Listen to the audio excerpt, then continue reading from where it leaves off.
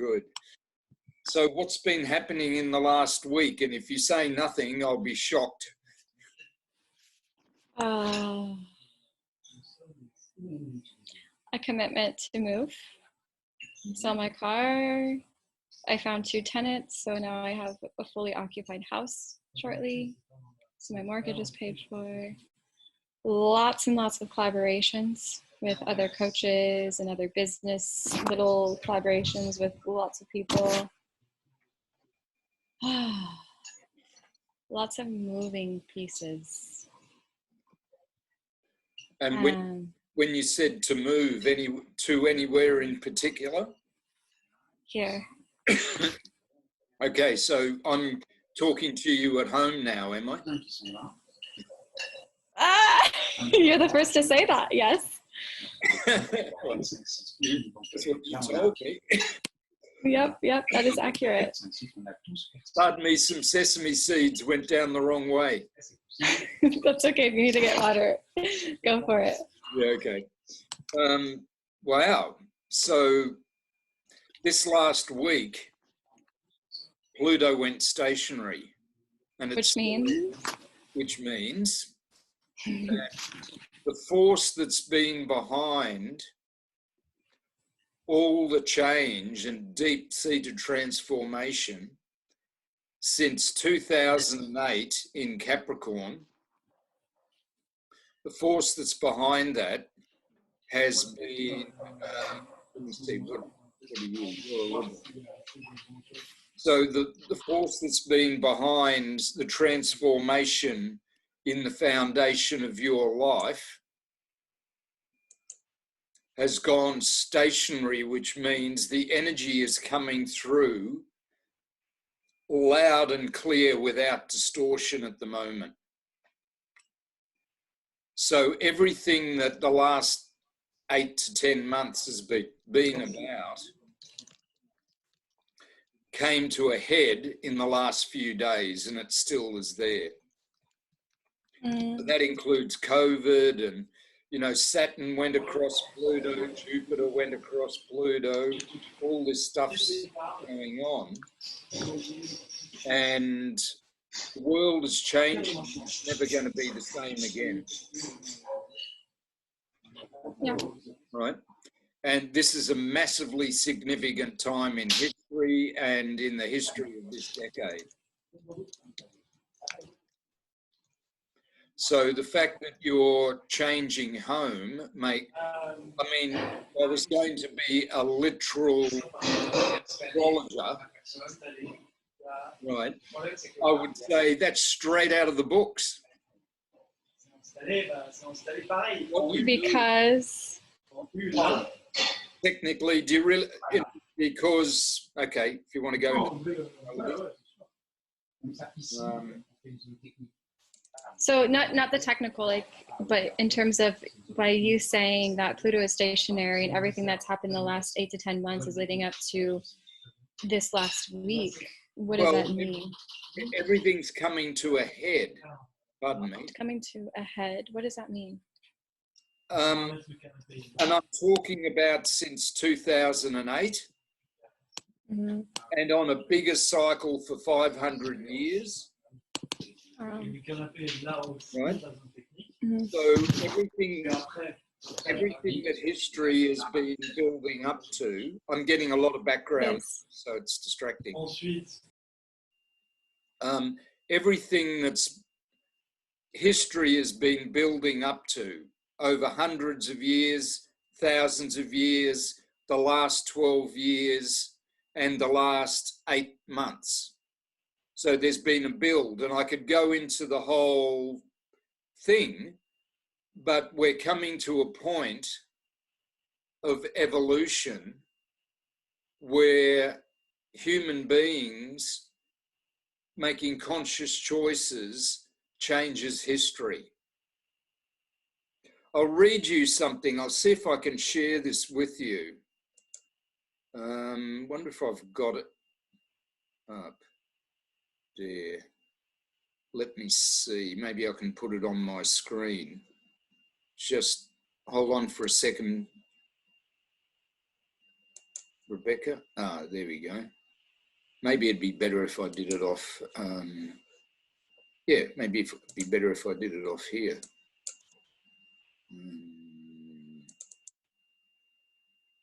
So can you see that? Hello, Rebecca? Hello?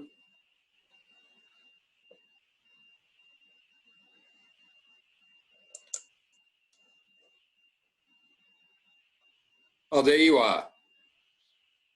Just nod if you can hear me. Yep. Okay. Oh, there you go. Okay, great. This is something that was sent by a great teacher of mine yesterday, and it applies to right now. And it says, the seers and the prophets of antiquity predicted the evolution of mankind and foretold events to come with shattering accuracy. Right? So that talks about the evolution of humanity and the unfolding of time and, you know, everything that you can do from the stars and all that stuff. Right? So things are unfolding very much according to design. And, this is the big and, however, they did not predict you, me and you.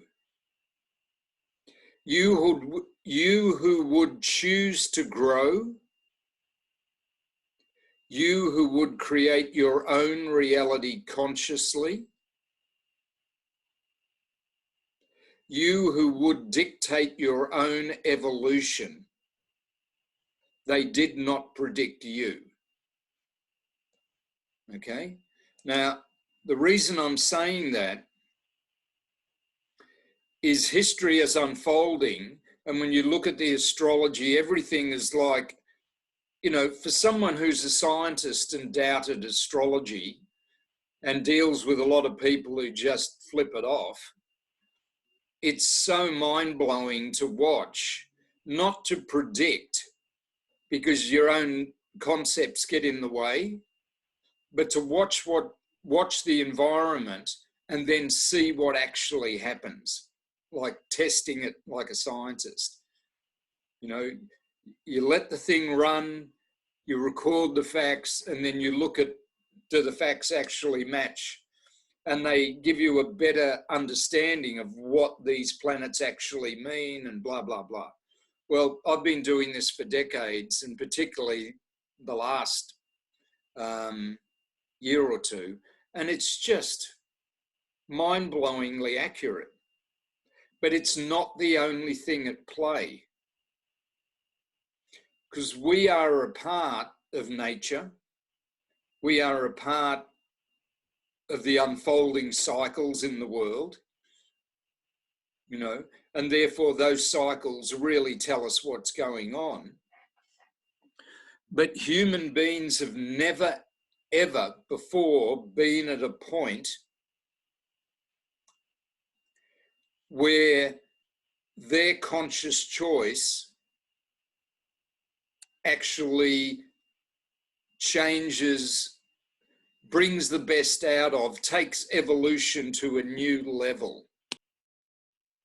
Now that's very easy, and I've watched over 50 years, people give that to their mind and their ego and create all sorts of stuff out of it. And I'll be really honest with you, the women's movement at the moment is so off track in such a subtle way that I'm in shock having seen it. Right? Some of the things you've said, much greater. Some of the things that have been shared by conscious women, and then doing the same things with the astrology, looking at the energy and looking at what actually happens and matching them up. And it's easy to point at men and point out where we're off track, no problem, right? But women have gone so off track they can't even see it. And men can't see it. And I've just had my eyes open to it in the last couple of months, especially the last couple of weeks. And it's just like, because women are the source of power, right? That's the thing where it's shocking. It's like, and something I've discovered is women love and empower men. I've talked to you about women empower men, right? The role of the woman is to empower the man to do whatever he truly wants to do. And the role of the man is to support the woman fully in her creativity. And the feminine is the source of power. And power is behind, it's choice and belief, and that creates power, right?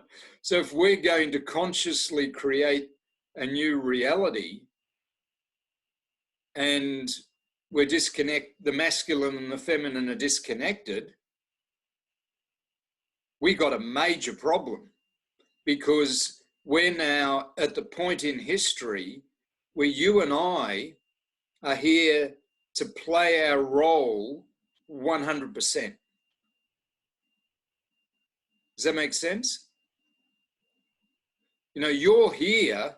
The reason you're changing your life is because you're ready to play your role in the world fully. And you've only had a glimpse of how powerful you are. Only had a glimpse. And you probably won't really understand it for another 30 years fully. Right? But you're certainly embracing it. That's why I've had so much heart and time for you, right? Because that's going on there. And Pluto, all the stuff that's been happening over the last 8 months, 10 months, has been Pluto bringing about profound change, right?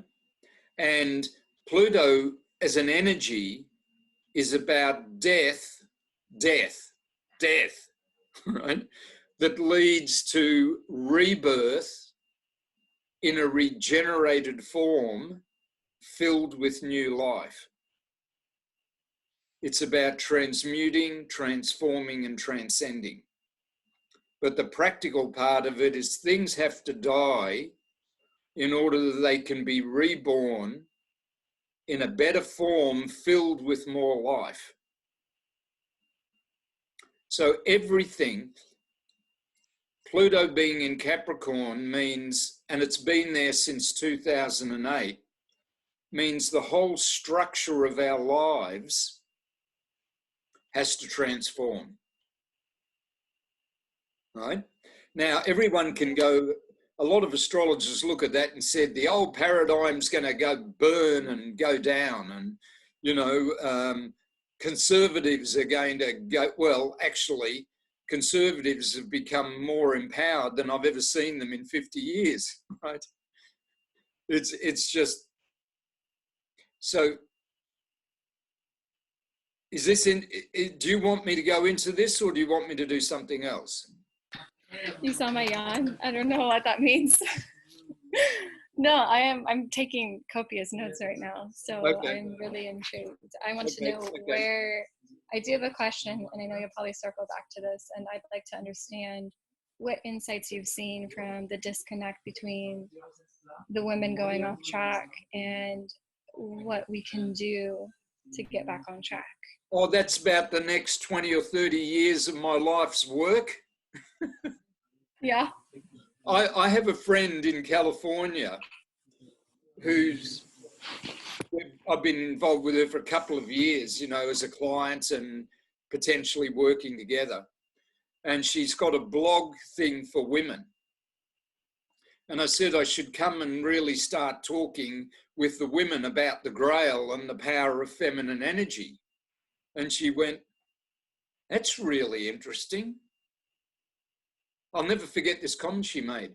A man talking to women about the feminine hadn't occurred to me before. And I went, yeah, well, that's interesting, isn't it? But I know what I know.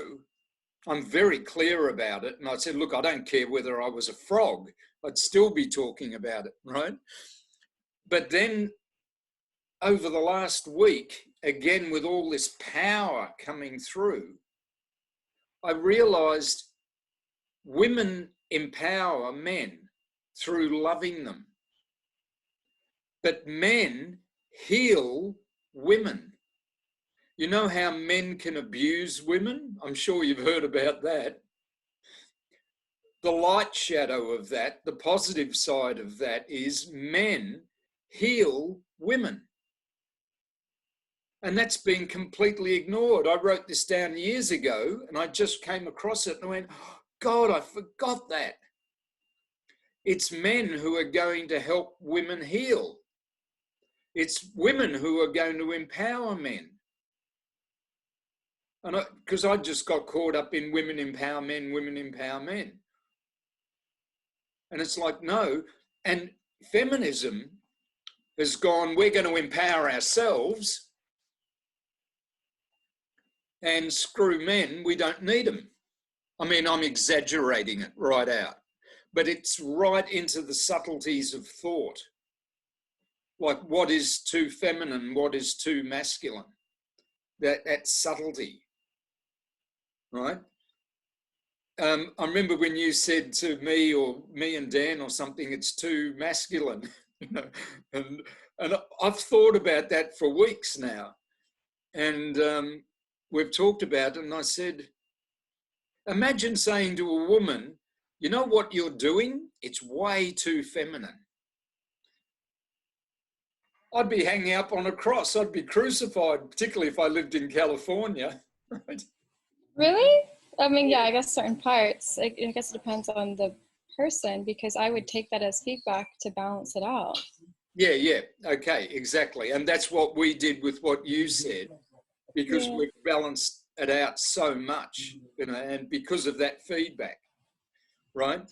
But there's a tendency to say that because we've talked with other women who've had the same thing, and the majority of them are basically going, it's too masculine. Like, as though there's something wrong with that.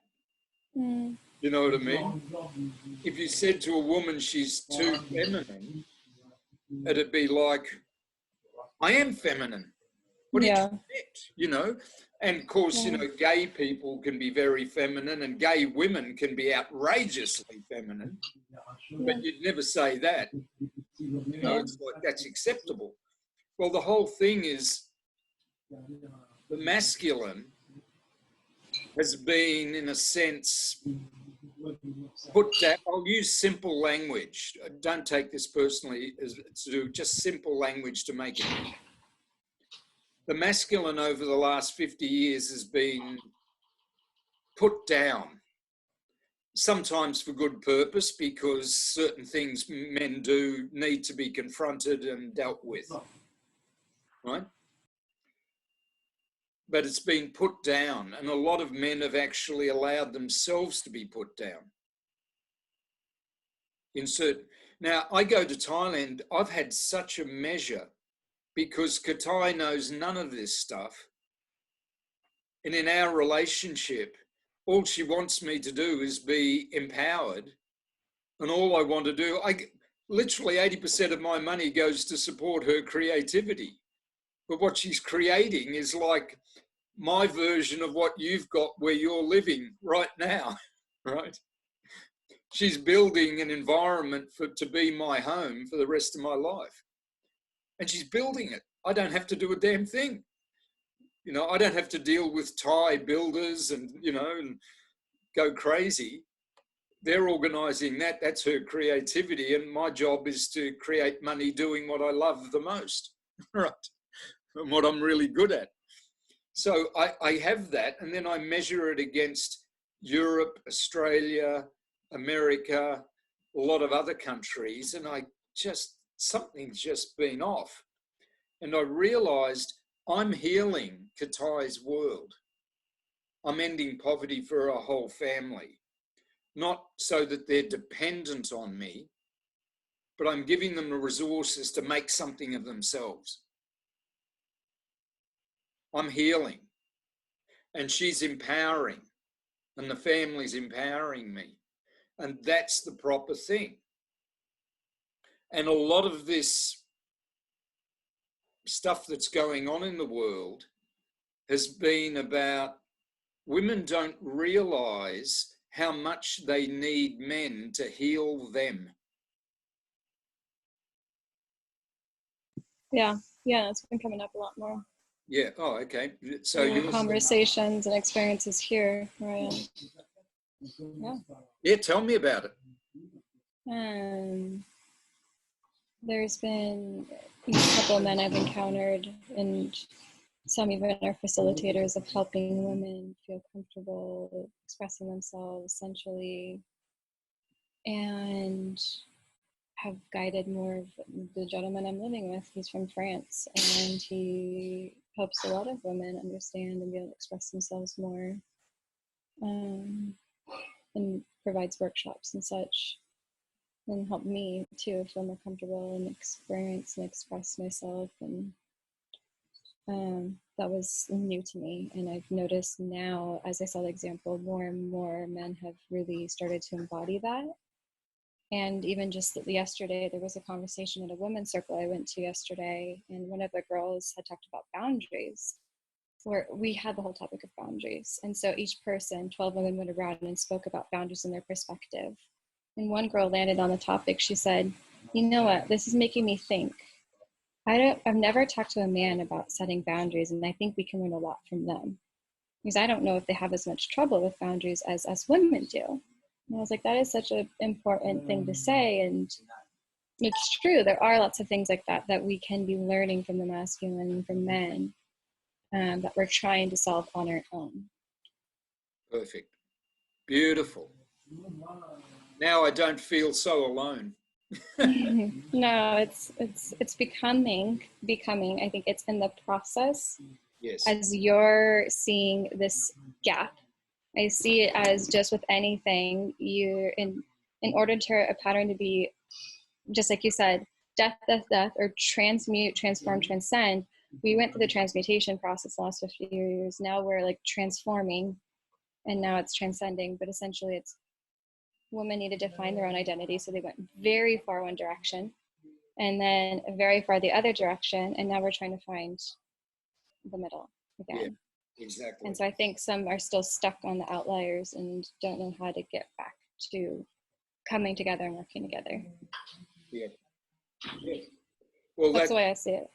Yeah, the transcending is coming. It's leaking through little bits, right? And I'm talking about on a physical level, because there's a new type of human species starting to come in. Yes, I want to know what you mean by that, because yes, I believe so. Well, okay.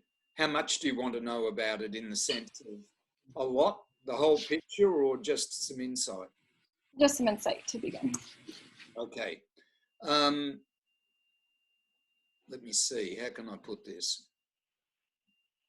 How much do you know about human design and nine-centered beings? Is that? Yeah. As well as chakras. There's the chakras that also say there's. We used to be seven-centered beings, seven centers. And now when you look at the human design chart, there's 9 of them. Now that was a shift that happened in the late 1700s, right? We came in as a new type of species.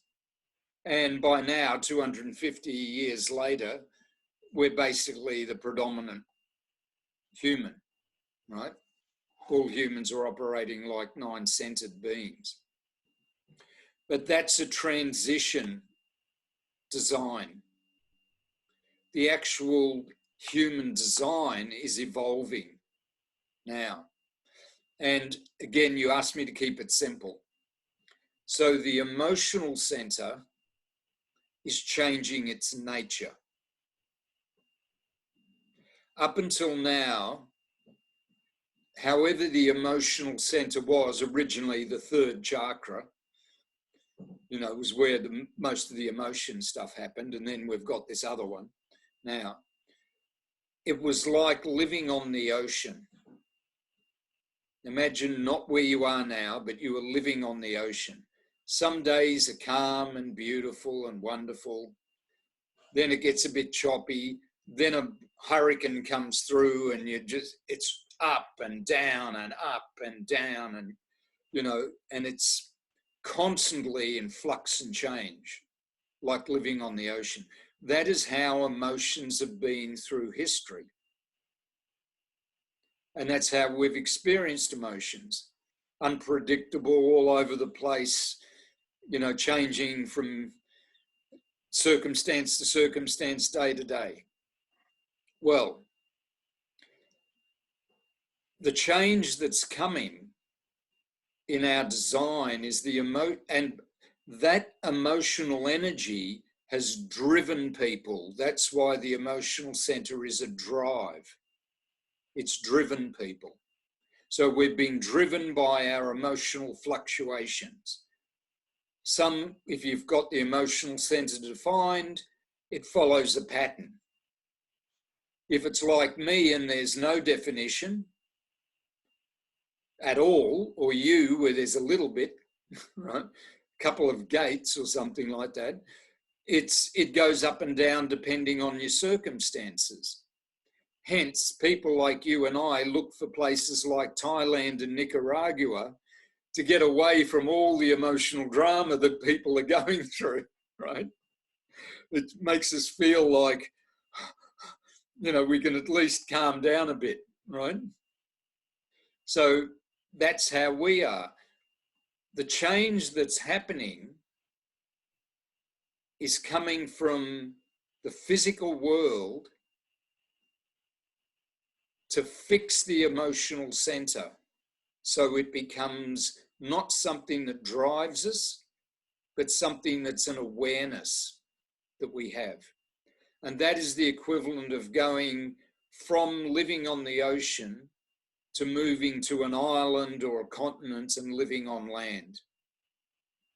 All of a sudden, you've got an emotional landscape, not an emotional ocean. Now, that is going to change fundamentally so many things, because the downside of emotional up and down has been abuse, warfare, emotional drama, Shakespeare, you name it, you know, history, 2 world wars, because the bargains people make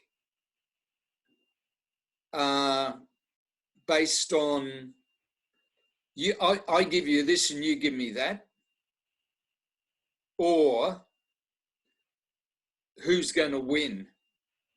So we'll plunder your village and kill all the people and take the women and cows and stuff like that. And that's perfectly acceptable because I'm going to feed my family based on that, right? So it's driven by survival and bargaining and sex. It's all based on, well, you do this for me and I'll do that for you, right? That's putting it really simply. And the type of human beings that are going to come in, none of that's going to have any relevance to them. It's not that they've transcended violence, no need for war. It's just, why do we need that? Because the bargains they make won't be based on intimacy, and they won't be based on, you know, I'll take care of you if you take care of me. Now, it doesn't mean we won't need to survive. In fact, more than anything, we have to create a world where survival is handled. That's going to be the key to the future, handling survival, so it's no longer the bottom line. and then love becomes the bottom line. But the key is survival is handled and love is the bottom line. Now, here's where it's going to be quite interesting and challenging. The people who come in with this new design will appear to most of us to be in one way or another autistic, different, because they won't operate on the same principles. Now, that could be from an autistic child who seems really weird to someone like Elon Musk, who's just, does he have autism in the extreme genius sense? You know, that channel, Genius to Freak channel, you're going to have all these individuals that are just freaky. Now, the reason I say they're coming in, apart from the fact I've been told it, there's a little girl who lives next to Katai's parents who is autistic. And she appears to be mentally incompetent. If I showed you photographs, she looks, right? But everyone just loves her and accepts her and just stops her from running across the road so she doesn't get hurt. But when I've been in her presence, it's like this massive ball of energy and love. It's just, it's insane. Now, I'm sensitive to that because of my open emotional center and blah, blah, blah. But it's like, this is like being in the presence of Buddha, but she looks like she's mentally incompetent or something. And what it's shown me is she's one of these first types coming in. Now, they're all not going to be, some of them are going to appear to be autistically have problems. Others of them are going to seem so out there that it's hard to even keep up with them. You know, I use Elon Musk because he's always inventing something else. Do you know what I mean? Right? But it's going to be, but they're not going to be driven by drama. If you love Mai, the little girl, she totally loves you back. If you don't love her, she just runs away. You know, it's like there's no big deal. It's just, she won't have it. She'll go, and just wander off, you know. If she bumps them. So these people are coming in. But in order for that to happen, the environment has to reflect it, which means there's a pressure on all of us to deal with thousands of years of history and put it behind us. And Pluto represents the timing of like non-negotiable, this has to happen. In the last week, it's been building, but the last week it was like we got served notice. This is no longer non-negotiable. This has to happen. You've got about 7 years to work on it. And then these people are going to start coming. Now, they're not going to flood. You know, you might have 5 or 10% of them in the next 10, 20, 30 years. But then it's going to build over time until it's very significant. You know how they talk about herd immunity with COVID? Okay, when you've got a pandemic, if you let it run and 40 or 50% of the population get it, it actually, they become immune to it, and that stops it spreading. Well, it's going to be 50% of the people, 40 or 50% of the people are going to be this new type of human being. All the rest of us are just going to become like that because we'll live in that world where it's no longer, violence is just like, why would you even do that? That's the part I hadn't thought about before. I've in a different way been explained and understood the new human and the differences and what they're all about, but not the how is that going to help us shift. So I like the analogy you made between COVID and how that, what did you call it? The herd immunity. herd, like a herd of cattle? Yeah, yeah.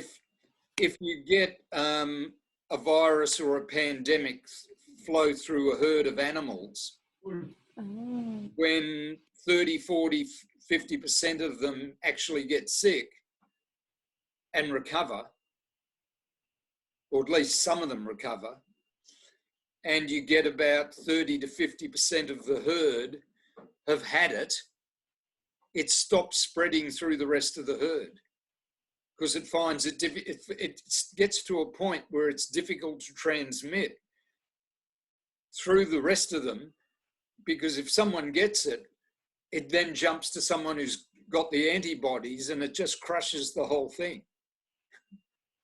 They've seen this through pandemics over history, when about 40, you know, like, look at the women's movement. You know, when 30 or 40% of the women got it, the whole of society woke up to it. Do you know what I mean? And now it's part of society, even though there's still plenty of chauvinists, men and women out there, right? It's still something the whole society knows about. You can't get away with abusing women unless you're in a Taliban part of Afghanistan. And even then you can't get away with it because someone's going to do a report on it. Yeah. Right? Sure. That's what I mean by herd immunity. Okay. So then how does this, you've been talking about what needs to happen between women empowering men and men healing women. And then we talked about the new human. What got us on the topic of the new human again? Yeah, well, that was Pluto coming along, serving notice that it had to happen. I mean, that's simply, the astrology gave me the message, and then looking at what actually happened reinforced that message that we've crossed the line. This month, we literally crossed the line into the old, we're never going to go back to pre-COVID, right? We're not. Doesn't matter if everybody dropped it and we all just came out of social isolation and blah, blah, blah. You know, we're never going to go back to the way it was. On all sorts of levels, pollution, plane travel, interacting with people. You know, we're always going to give each other a bit of space. You know, we're going to wash our hands more. You know, it's just so many things, right? And we're not going to constantly keep busy. We're going to take time out because even if we didn't like it, we got some benefits from it. You got stuck in Nicaragua and it's changed your life, right? I got stuck in Australia and it's taken my relationship to a totally new level. It's taken my business to a totally new level. So here's where I've been slowly getting to, because you've had the disease and you've got the antibodies. I want to focus on your role in this. That's the big picture. Okay. But what we're talking about here is you. Okay? So let's have a look at someone interesting for a change. Now, mentally, you're very open, and it's important around the people around you that you surround yourself with